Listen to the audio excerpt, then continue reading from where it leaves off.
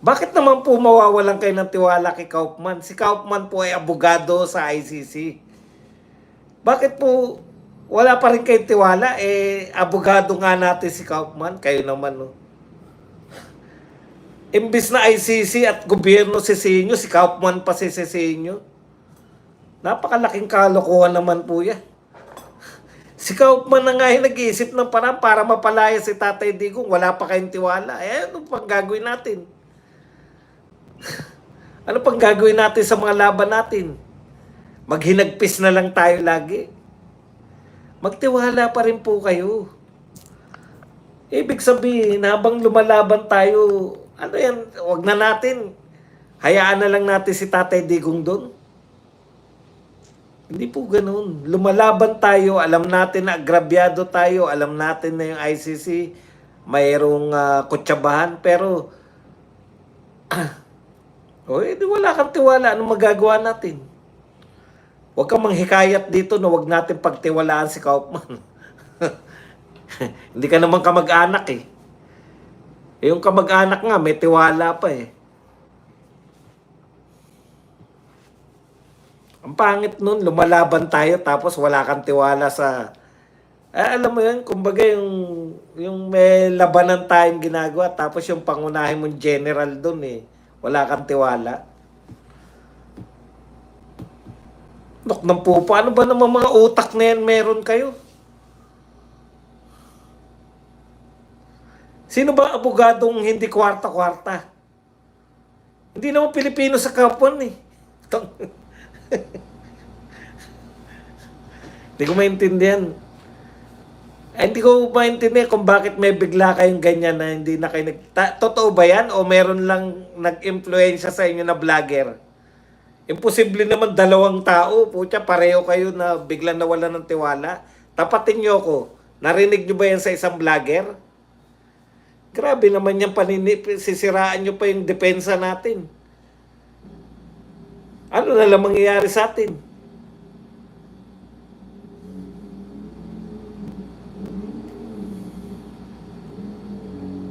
Hindi, dalawa sila eh. Sarili mo lang, tapos isa rin, sarili rin. O, kita nyo, daw. Eh, ang abogado po, ire-represent talaga niya kung sino ang dapat i-represent. O, na nga yun. May vlogger pala eh. Eh, di siya kamo pumalit kay Kaufman. Wala pala siyang tiwala kay Kaufman eh. Marunong pa siya kay BP Sara. Si BP Sara po nag-hire kay Kaufman. Alam niyo kung bakit hinire si Kaufman? Kasi marami na siyang naipanalo sa ICC. Sino po ang gusto ninyong laban natin? Wala lang?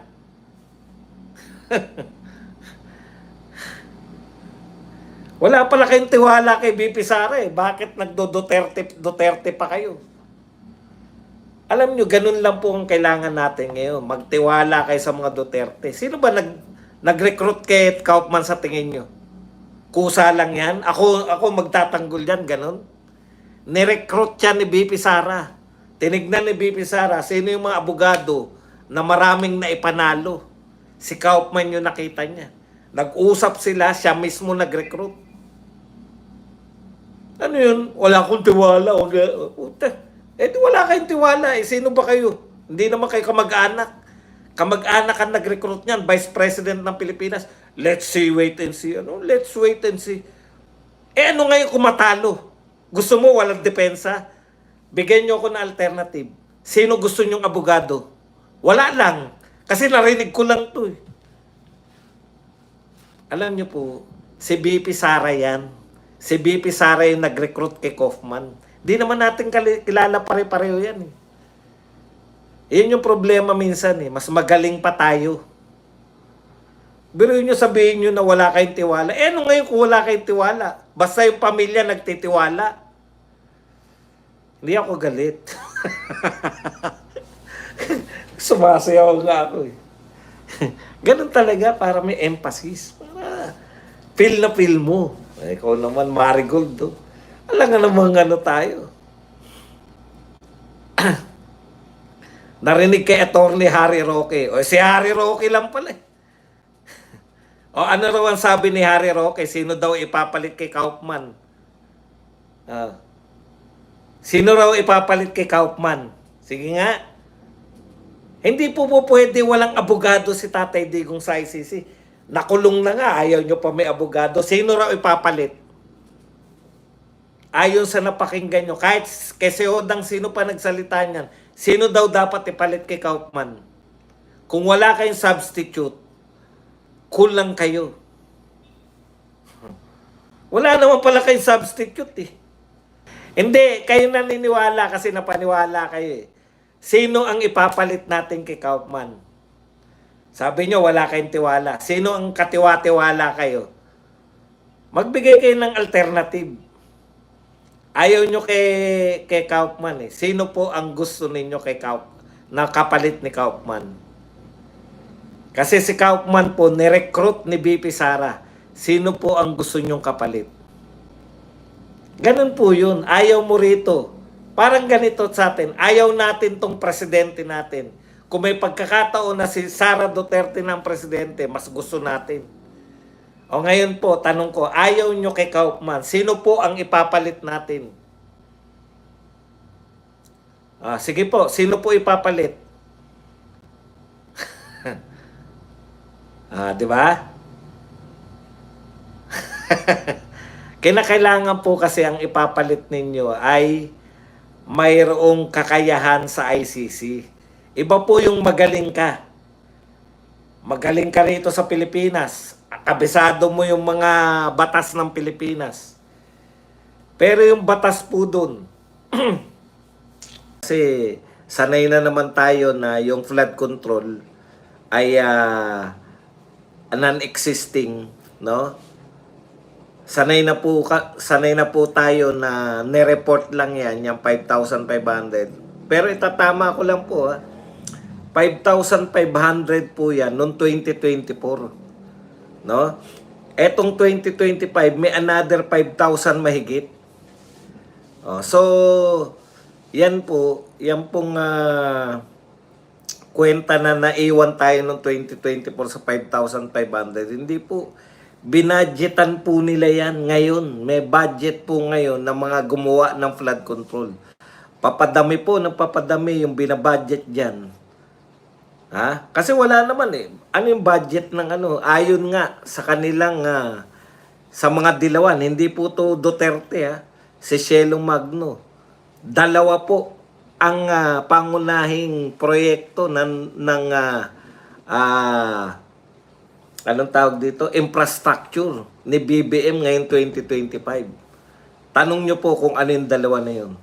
Flood control projects at saka multi-purpose barangay hall o barangay building. Ayan, yan ang pinakamagandang halimbawa, yung kay Chua. Alam niyo po, no? Buti pa na nahimik na lang si Chua kaysa nangangatwiran pa Sa bangketa mo tinayo, Chua. Kahit na anong katwiran mo na yan ay dumaan sa legal na proseso. Legal na proseso yung pinagdaanan na magtayo kayo sa bangketa. Ngayon lang po ako nakarinig. Na legal na proseso yung magtatayo kayo sa illegal na lugar. Ibig sabihin, pwede pala kayong magtayo din sa gitna ng kalsada.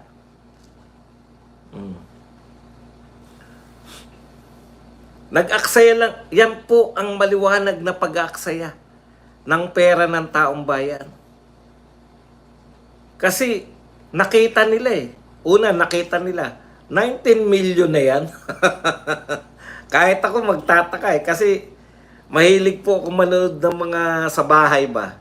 Nangangarap tayo na makapagtayo tayo ng bahay sa probinsya. No? Makabili ng lupa. Inaaya kasi ko ni KPL Mura daw lupa pa ron sa Mindanao. Sa bandang sa kanila, sa may Davao del Sur. Inaaya ko. Bili ng lupa. Tingin-tingin ako ng mga bahay. Ang lalaki na po ng bahay. Yung 19 million na yan, napakaliit po ng barangay hall nyo. kung 19 million talaga pagpapagawa niyan. Pero hindi na po yun. Wala kang nakitang illegal, tsuwa, sa bangketa mo tinayo. Nak ng pupa naman, no. Yan ang hirap eh, yung binubobo nyo yung tao eh. Kesyo, maganda raw na may barangay hall sa tapat ng eskwelahan. Sino po bang may sabing pangit yun? Ha? Sa bangketa nakatayo. Sidewalk vendor nga eh. Alam mo ba yung ibig sabihin ng sidewalk vendor? Nagtitinda sa bangketa, pinalalayas natin. Kabuhayan na yun. Bakit? Yun bang mga tao hindi nila kaya na iwasan yung mga sidewalk vendor? Oh. Pwede pong iwasan yung sidewalk vendor, di ba? Kung tutuusin. Pero pinatatanggal po eh. Kasi sidewalk nga eh. Para po yun sa mga naglalakad. Oh. Ngayon, punta tayo sa isa. Yan po. Kaya nag-iisip ako, ano ba yung mga barangay hall na sinasabi? Yung naiisip ko mga barangay hall, yun napakalalaki sa mga congressman sa mga probinsya, di ba? Nakikita natin yan. Project of congresswoman, congressman.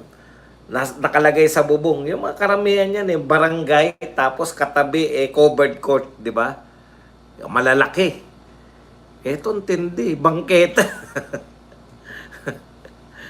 Okay, isa pa. Flood control project. Yan lang po ang pinuntahan ng pera natin sa infrastructure. No wonder wala kayo nakikitang mga inauguration, no? Wala. Kasi nga hindi naman pinondohan eh. Ang pinondohan lang barangay multipurpose building kasama na yung mga barangay hall at saka tong mga flood control. Sino ang hindi maiinsulto? Bilyon-bilyon po ang pera sa flood control. Daang bilyon. So kung 2 taon na daang bilyon, 500 bilyon. Trilyon na po ang pinag-uusapan natin buhat nung umupo si BBM. Trilyon na pondo para lang po sa flood control. Wala naman po napipigilan na baha.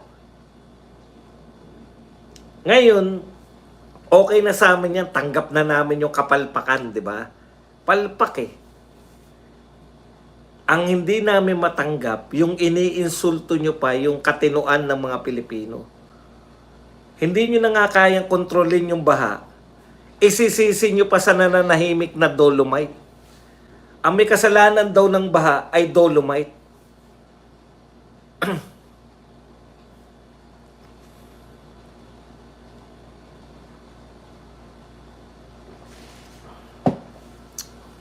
Sige nga, sino pong hindi matutuwa sa inyo? Hindi nyo nga masolusyonan yung baha, sinisi nyo pa sa Dolomite kung bakit nagbabaha. Alam niyo po ba kung magkano lang yung budget ng buong Dolomite na yan? 300 something million. Wala pa pong kalahating bilyon. Wala. Alam niyo ba kung magkano ang budget ng flood control? 500 billion mahigit sa isang taon. Nakaka2 taon na. Sige nga. Kwentahin nyo nga yung priority nyo ng galit. Ayaw nyong punahin yung saan napunta yung mga flood control project. Yung kitang-kita nyo kung saan napunta, nariyan yung Dolomite, nariyan luminis yung bahagi ng Manila Bay na may Dolomite. Nakita ninyo kung saan napunta yung proyekto. Yun yung gusto nyong imbestigahan. Paano tong Dolomite ay nakasanhi ng baha? Mismo nga yung mayor eh. Alam na yung sanhi ng baha, yung baradong mga estero, baradong mga papunta sa ilog, na barahan na nasarahan yung papunta ng estero. Hindi gumaganang mga pumping station. Alam niyo yun? Hindi nyo po malulutas sa mga problema sa palagiang paninisi sa mga Duterte. Nakakulong na yung tao. Yung mga proyekto niya pa rin ang sinisisi nyo. Bakit hindi nyo alamin saan nakatayo yung mga lintik na flood control na yan? Yun yung masakit eh. Ang masakit nga, hindi nyo na masolusyonan yung mga problema. Binubobo nyo pa yung tao na ang cause ng problema ngayon ay yung si Duterte na kasalukuyang nakakulong at presidente from 2016 to 2022. Lahat ng problemang nagaganap sa 2025, sinisi nyo kay Duterte na presidente noong 2022. Ano bang gusto nyo? Si Duterte ang lumutas? Pwede naman. Aminin nyo lang.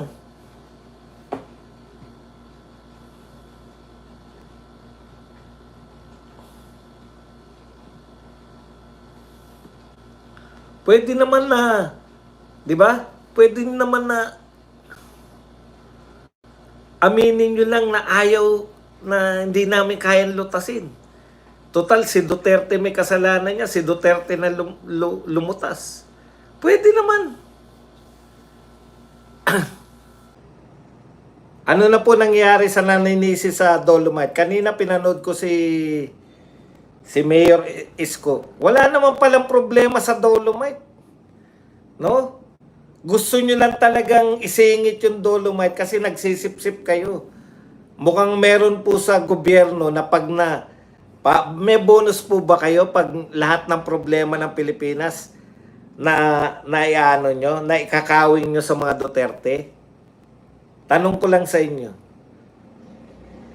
Wala naman po palang problema sa Dolomite. Bakit po sinisisi nyo yung Dolomite? Ano po yung ginawa lang? Ano po yung ginagawa lang ginawa lang nila Mayor Isko? Tinaas lang kasi ganito po yan, no? Dati po lahat ng maruruming tubig, lahat ng maruruming tubig sa Kamaynilaan, ang labas po niyan sa Manila Bay. Nung pong tinayo yung Dolomite, maglilinis po ng Manila Bay, kaya po tinanggal yung mga burak dyan para luminis po yung tubig. O, ngayon po, ano po yung nangyari? Di ba? O, pinadadaan muna lahat ng tubig na dating diretso sa Manila Bay, may pinagdadaanan muna para malinis. Yun po ay utos ng Supreme Court. Ngayon, dahil hindi po gumawa ng mga ganun, kumbaga yung mga dating lumalabas, yun dapat yung flood control pinagkagastosan nyo. Bakit nyo isisisi kay Duterte? O, tapos ano po ang sinabi ng totoong nag-aral? DENR. Ano po ang sinabi nila? Solid Waste Management. Ano po ang ginagawa nila, Yorme? Solid Waste Management. Hindi po Dolomite. Maglinis ng mga maruruming mga estero, maruruming mga kanal, na ginagawa nila Tatay Digong. Kaya kahit may Dolomite, walang ganong baha. Kasi naglilinis ng mga waterways. Diba? Pero dahil pag nasisi yung Duterte, may bonus yata itong mga to, kaya ikinakawing lahat sa Duterte.